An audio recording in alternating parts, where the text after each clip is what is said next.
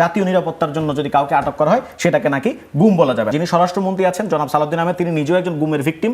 তার মন্ত্রণালয় থেকে গুমের সংজ্ঞানে যদি বলা হয় যে জাতীয় নিরাপত্তার জন্য আটক রাখে গুম বলা যাবে না, এটা অত্যন্ত কষ্টদায়ক। প্রথম আলো থেকে শুরু করে বাংলাদেশের সকল দৈনিক পত্রিকা তারা রিপোর্ট করেছে এই ব্যাপারে যে কেন গুম প্রতিরোধ অধ্যাদেশের বিরুদ্ধে সরকারের সংসদীয় কমিটি থেকে প্রস্তাব করা হয়েছে। সেখানে স্পষ্টভাবে লেখা আছে সংজ্ঞায়নের সমস্যা এবং তদন্তের সমস্যা। আমরা মনে করি বিএনপির যিনি স্বরাষ্ট্রমন্ত্রী আছেন জনাব সালাউদ্দিন আহমেদ, তিনি নিজেও একজন গুমের ভিকটিম।